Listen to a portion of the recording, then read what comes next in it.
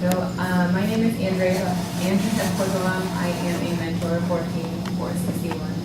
I was on the team when I was in high school. I helped out while I was in college, and then after I graduated, I missed it, so I came back. I really enjoy mentoring this team. Typically, I try to avoid technical mentoring because those are about the easiest mentors to find, so most of the time I'm focusing on our outreach, doing the website, animation, anybody that has kind of a sub-typical role on a team.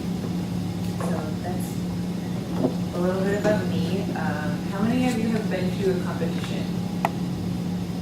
Awesome. So I'm going to start with the basics just to make sure everyone is on the same page and we have the same terminology. And then we'll talk a little bit about strategies, how you and your team can get the most out of a regional. So this is a map of all of the FRC season events. So it includes any of the districts, the regionals, and the championship events. You can see most of them are in the United States, and there are quite a few of them. And then you can see the areas where the districts are, that those events are the areas that are much more clustered together. So we're going to start off with a video of the Kansas City Regional.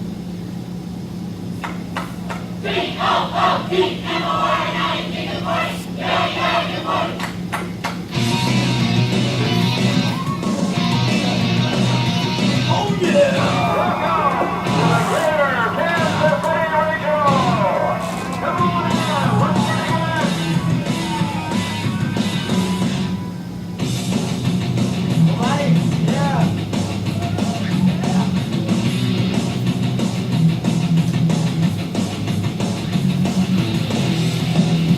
Gotta have your safety glasses on. Do not open your robot bag until you have your bag and tag lock signed off by a robot inspector.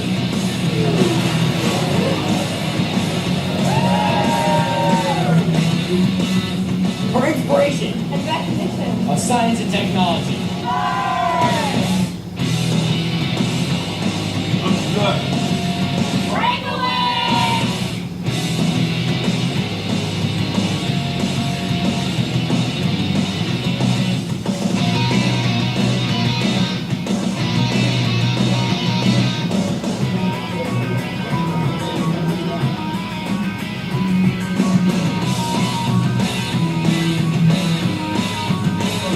Minutes until the driver's meeting. One more time.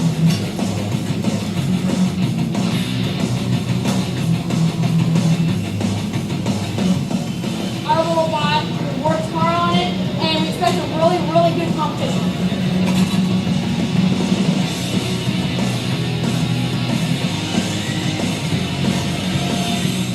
We are Cougar Robotics. We are really bugs. We are the robots. Have a great time, ladies and gentlemen.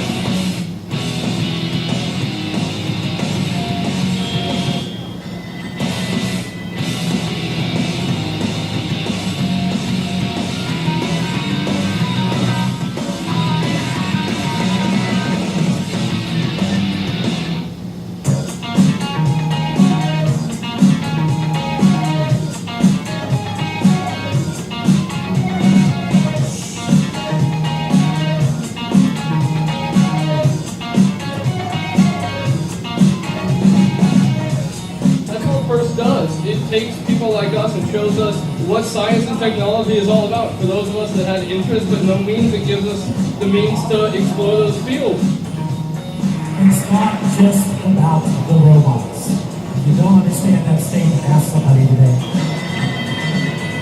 The robot is an opportunity to work together on a stretch goal with an incredibly tight time budget to do something that you never thought you could do even in a lifetime. If you learn that you can do that, it really does have a good shot at changing your life.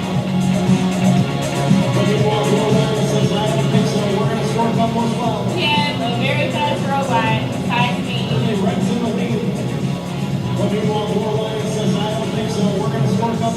Or goal using your kickers or your herders, depending on what you have. You can kick the ball right into the goal.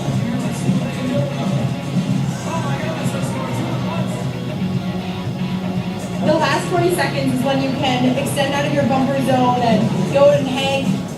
It's amazing seeing one motor pick up an entire robot and lift it so far. It's bonus points, so it's just like, wow, you guys made a comeback. The scoring is so low in this competition, 2 points can make a gigantic difference. Blue Lines scores again. Now the graphic goes away they go. We're not competing against each other. It's not cutthroat or anything like that. We want our opponents to do well.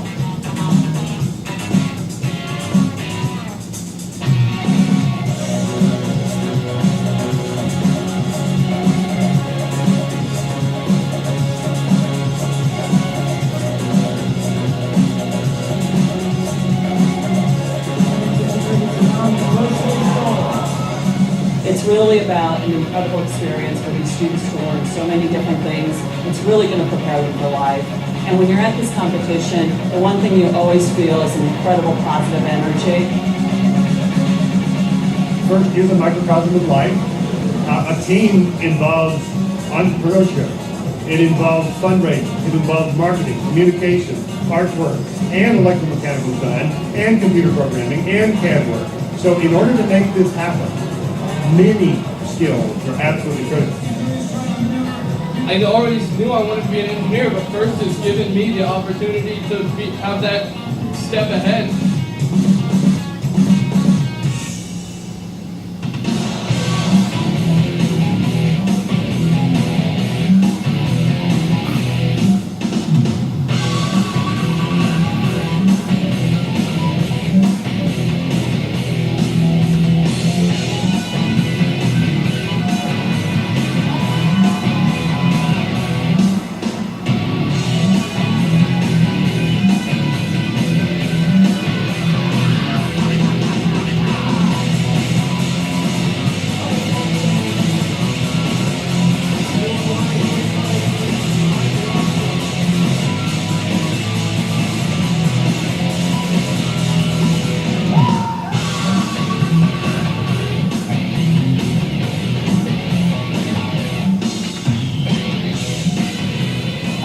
Number one seeded team, 23-45.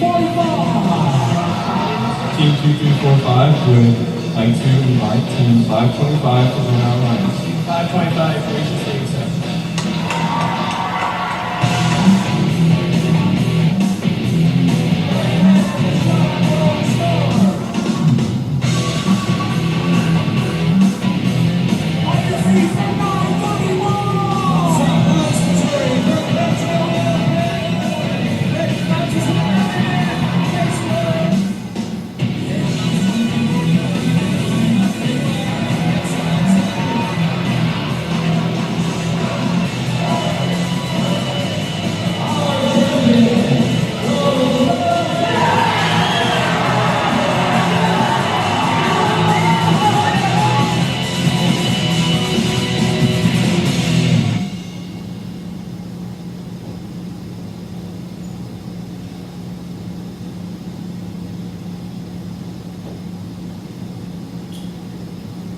Alright, so one of the things I really like about that video is that it kind of goes through the whole thing of the schedule over all 3 days. And it shows you, it doesn't explicitly say what all the clips are, but it gives you a little preview of what everything is. So I wanted to go through the schedule just so we understand what we're calling and what happens on what days if you weren't at all of the days of competition, or maybe you just didn't see everything at the one you were at. So on Thursday, the big load-in day, you bring all your stuff in, you set up your pit, you make sure your robot's working and it's ready to go. You get some time to go to practice matches, feel out how the robot made the trip, if there's anything that you need to fix, and then you have some time to do some robot inspection. And then the pits are usually open pretty late on Thursdays. Then Friday morning you get up and you've got to finish all your inspections before opening ceremonies. And after opening ceremonies, you start to have qualification matches. Then after the qualification matches, they kind of get suspended at the end of the day on Friday, and there's an award ceremony. Some of the regionals have some sort of team social or team activity, and if they do, that typically happens on Friday evening. But not all of them do. It just depends on which one you go to and what kinds of things are available in that community. So then Saturday morning, you have a short opening. finish up your qualification matches around lunchtime, and then you have your seeding from all of your qualification matches that are used to do the alliance selection. After the alliance selection is over, there's a period for lunch, and then you start with your elimination matches, and then leading into your finals to round out the day before the final awards ceremony.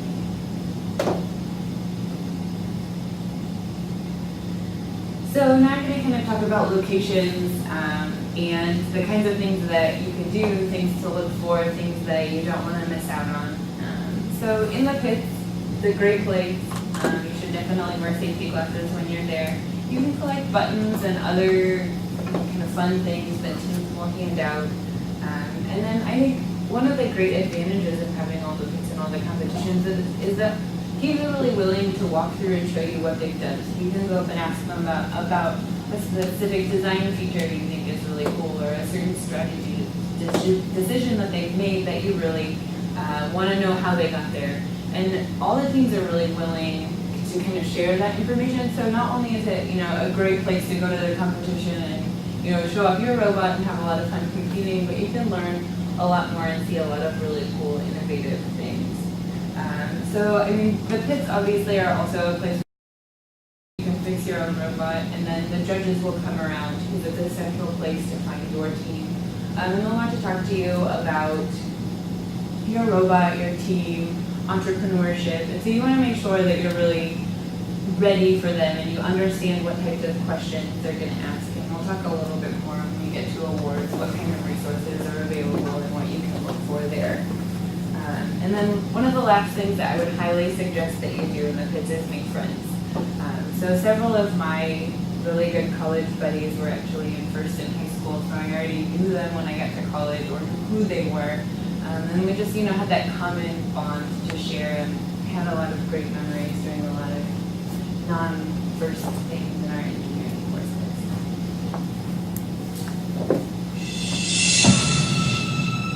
So, let me pause the video. Alright, I'll go back in a second. I forgot to turn it off so it wouldn't automatically start the video when the slide started. So I have a video and I wanted to go through a history of all of the years. So this one only goes up to 2011. So it'll give you a preview of what that has been.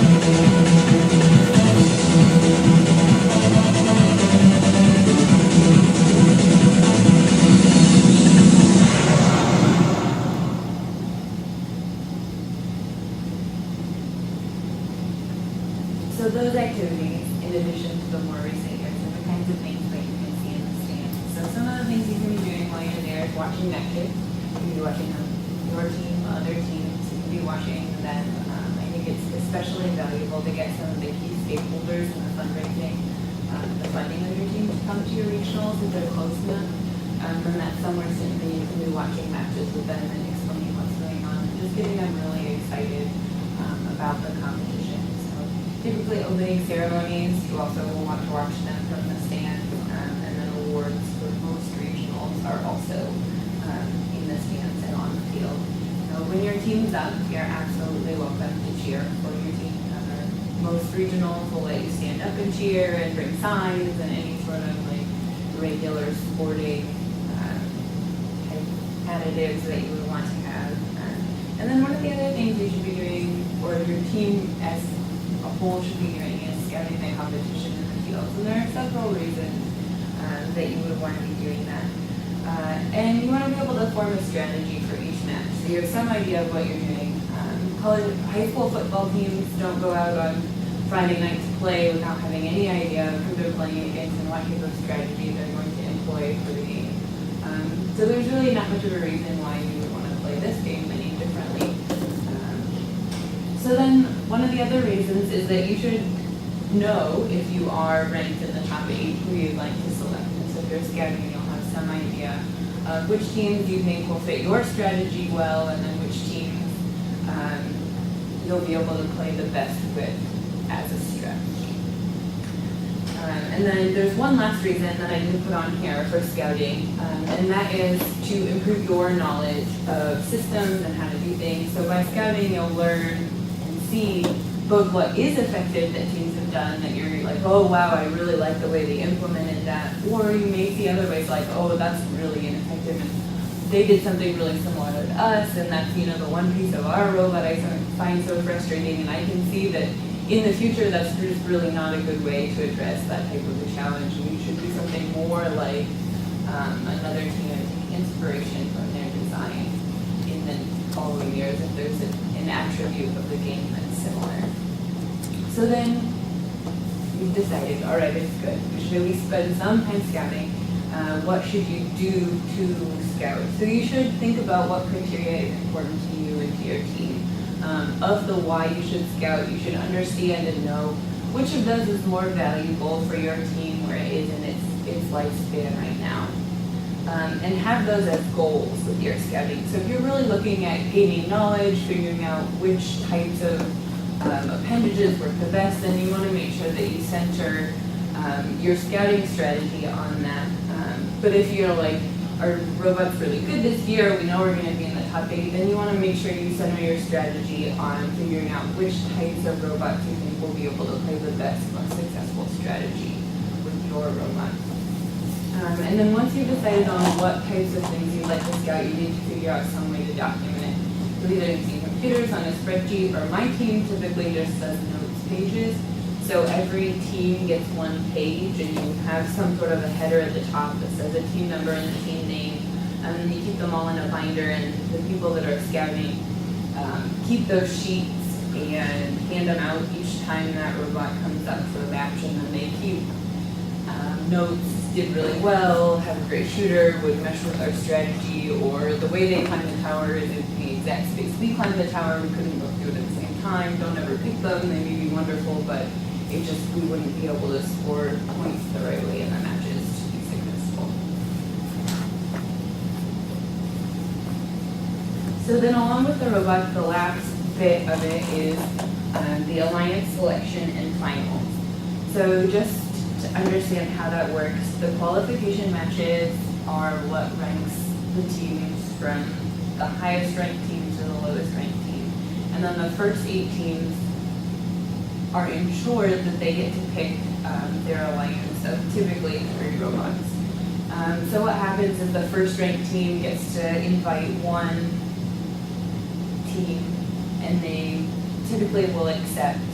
If you decline and you're not in the top 8, then you can't accept anyone else. So the first team will pick, and then the second team, and the third team, until you get to the 8th team.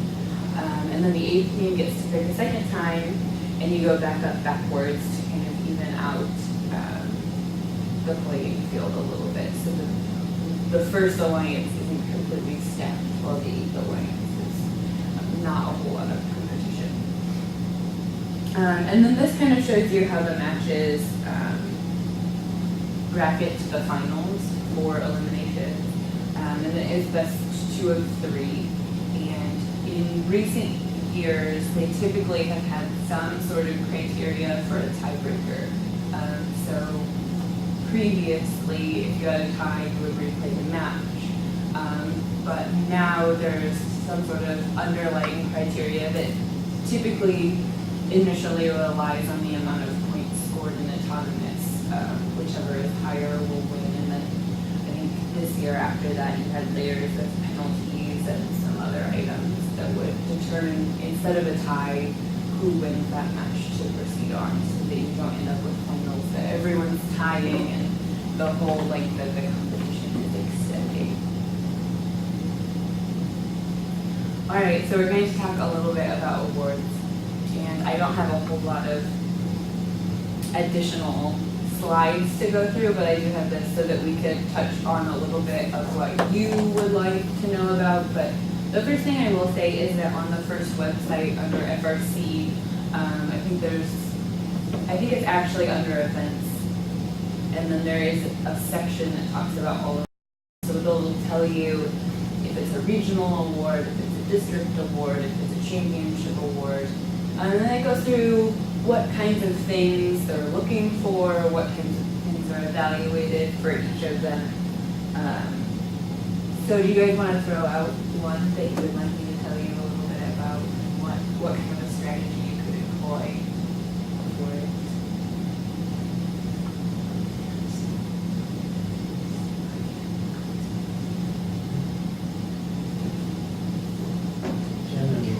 The Chairman's Award? All right. So you pick the one that is the most different from all of the others as far as how it's evaluated, or maybe one of the most different.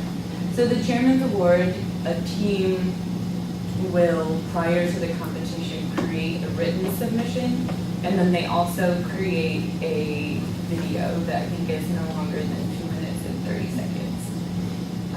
So once they've done that, they pick one regional to submit it to, so if they go to multiple events, they only submit it to one.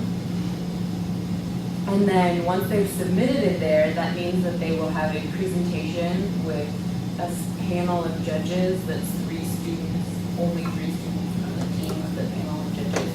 And they'll walk them through what they've submitted in their award and a verbal presentation of any format that they would like. I guess they could include any types of media, props, anything that they physically bring with them. I suppose is the limiting factor on that. And then there's one given out at each regional, and then those submissions move to the championship, and the whole process repeats. But the initial submission, what you wrote, and the images, and the video are all the same submission. So you don't get time to refine that submission. You can do advance from a regional to the championship. So that's one good thing to note, that it needs to be a very final version by the time you submit it to your first regional. Industrial design. All right, the Industrial Design Award is given at the competitions. It's evaluated by the judges. So there'll be judges that wear blue polos, and the judges have subsets. So they have kind of like little committees that take sets of awards. So typically, the Industrial Design Award will be the judges that are more focused on wanting to know what the technical and design aspects of your robot are. So they will come through the pits typically on Friday, and they will talk to each of the teams about what they've done, what they've designed, and then from that they evaluate based on which robot they think fits the criteria for the Industrial Design Award of being a really robust, really reliable, great design type of robot.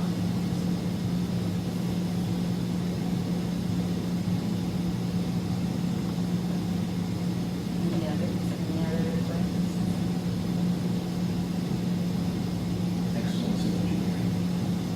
the excellence in engineering is very similar to the industrial design award. I think it's typically about the same or very similar of judges that will come around to your kids and ask about how you designed your robot and what that process was like.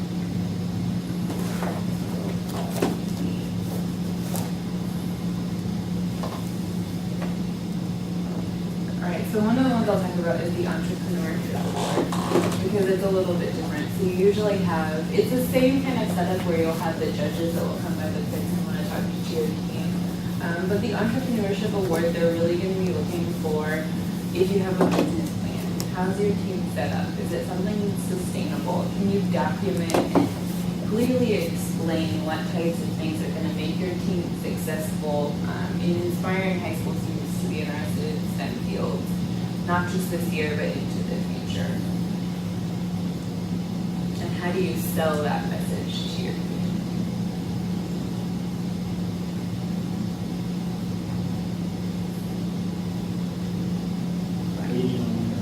The regional winner award. All right, so that one has a lot to do with this bracket. And the regional winner will be whoever makes it to final and then wins the final. So the Media and Technology Award was a new award this year. So previously there was a website award that was evaluated at each competition, and it had a really strict set of criteria, like it needs to be exactly this and has exactly that, and it was just a scoring point system, and then that was what evaluated who won the award. And it was very much based on technical ability of what you had created on your website, and then also the amount of content that was on your website. And so this one is completely different than that. So it focuses more on your plan of action for any of your electronic media. So you're looking at your Facebook, your Twitter, YouTube, Google Plus, and how you implemented all of that into a cohesive strategy and incorporated it with your website for your team.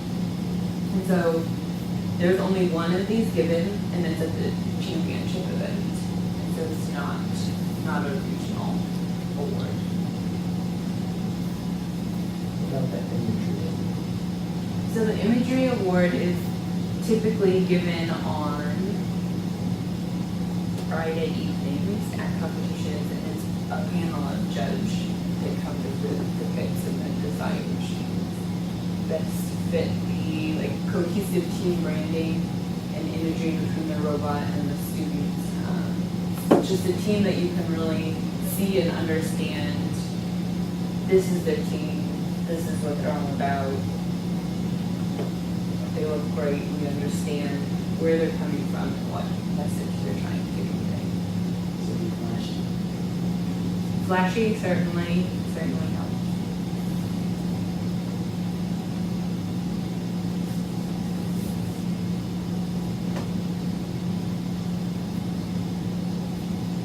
All right, any other questions? Or anything you'd like to review? All right, so I do have the video. My name's Amber. All right, I have the video from this year's Chairman's Award winners that we can watch. But it's the Holy Cows, and we are from near San Diego, California. My name's Amber. Mario, Jeremy, Henry. And for 3 years, The past year, 4 years.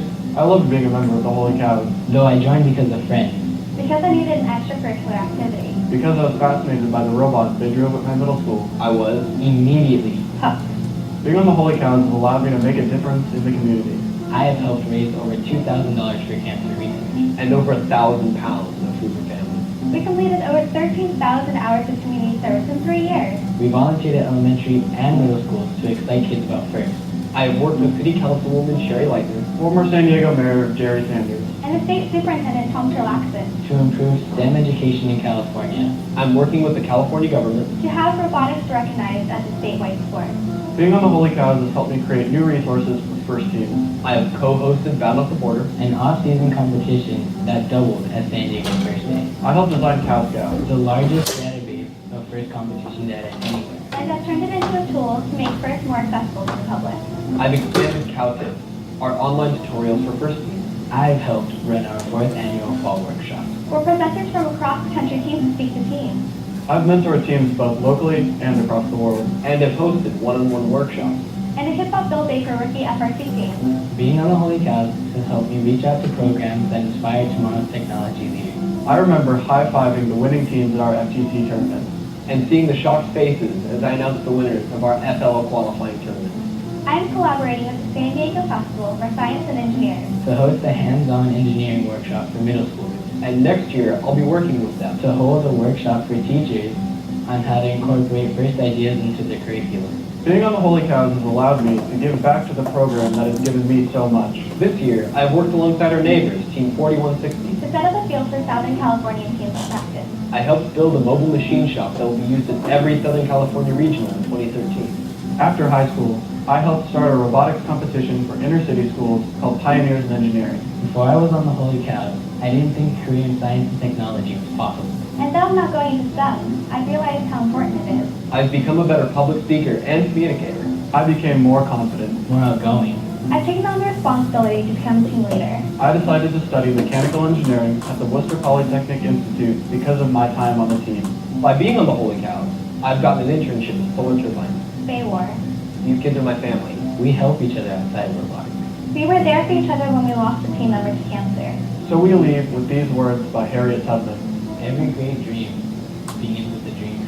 Always remember, you have within you The strength, the patience, and passion To reach for the stars, to change the world.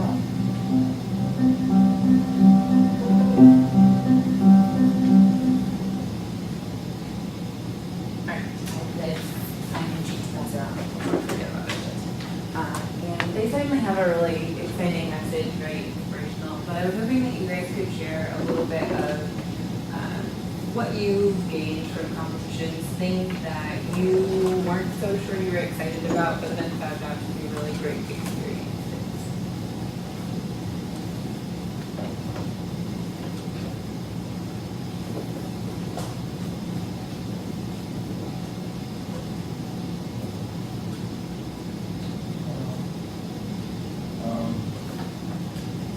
Going into, this was my first year in robotics, going into competitions. I didn't really understand like the whole gracious professionalism thing and how like teams talk to each other and like tell all the other teams about their robots and everything and kind of give all this information. And I can kind of see how that kind of promotes communication and just being like co-workers or being friendly in the field. One of the things that surprised me a lot too, and I think it really shocked me my first regional I went to. I think that and the scale was like, oh my goodness, this is like big. There are a lot of people here, and it's like it has a lot of production value, and it's really cool.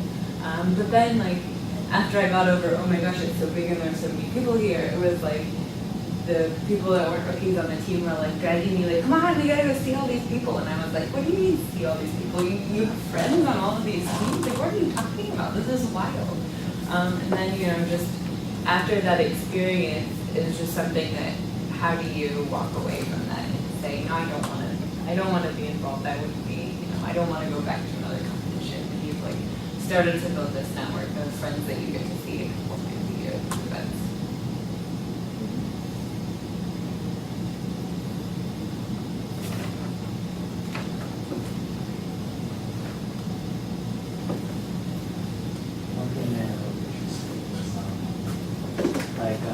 How the different ways that people like approach the wrestling challenge that we had. And so like when we were thinking about what this to do, it's like when you go to a competition and like a whole bunch of people had like a whole bunch of different things that you never even thought of. Sometimes they work better than yours, sometimes they don't. It's really interesting to see that variety and the like depth and breadth of information and inspiration.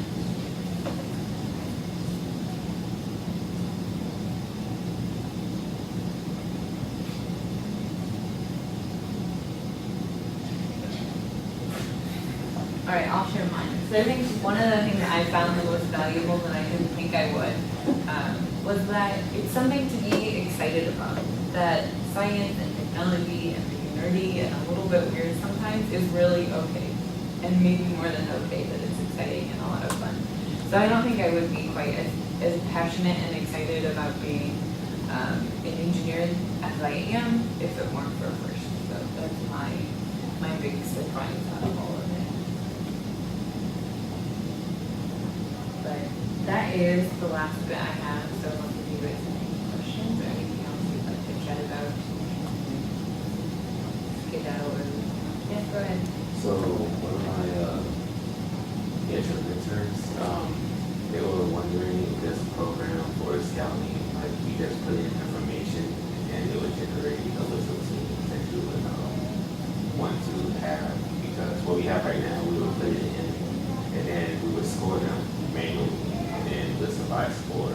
But then anything else, like if do that automatically or something. So I don't think that there, as far as I know, that there's anything that anyone else has developed for you. But one of the things you could look at doing is maybe creating something in Excel, because you could put in inner information about teams and then have it automatically calculate. If we say that they're high ability to score, then they get 10 points. If they're medium, they get 5. If they're low, they get 1 point. And then have criteria that add up to a total score that you could then rank. Yeah, go. Yeah, what's the name of that ranking system that Karthik, the leader, Yeah. a mentor of I don't know what it's called. I know it's like I haven't used it. yeah, because I'm not on that. Another question about scouting. So when we have our information, we kind of have to go all the way to the pits to give it to the people in there. Like we were thinking of a way to have it uploaded, but now we do the internet, so that people with their phones can see it when they're in the pits and they're already. Yeah, I don't think you'd be able to, unless that would be the challenge to overcome, right? The situation is how do you upload it while you're at competition. So I think my team, what we usually do is we've done the very elaborate scouting database. Absolutely everything, every point, every team scores and where they scored it and what goal, and it's really intensive and it takes a lot of time and manpower to do that. And so we found that there are other ways of doing that that are just as accessible. And so we kind of come to the middle ground of, we usually have notes pages and we pick a few key things that we want to make sure we get notes about for all of the matches. But then beyond that, we just have, this is what they seem to be doing in autonomous typically. This is what their normal gameplay looks like. So then we have one person that's in charge of scouting. And before each match, they'll pull all 5 other teams. So the 3 on the opposing alliance and the 2 on our alliance, to be able to flip through really quickly and determine what they think the game is going to play like, that match at least.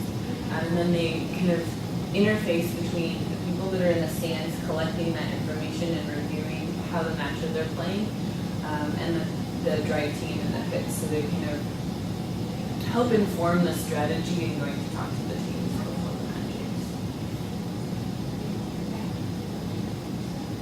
I know that was only answered your question, but just a suggestion. Yeah, go ahead. One thing that I noticed is like during the quarterfinals and finals, like you have to play 2 matches. So when you're facing an opponent and then you beat them, they change their strategy, so you can't really rely on those things usually to get it done. So I think those will help if you can see some insight into what their alternative strategies could be, right? So you have to it's certainly something that you refine and learn how to do and keeping them that way.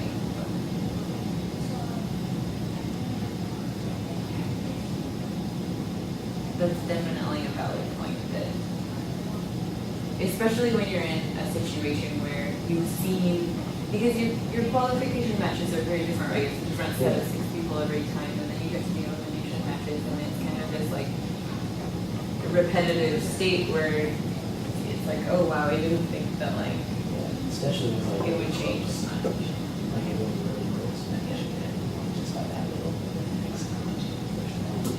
Then you win, it's like. Frustrating.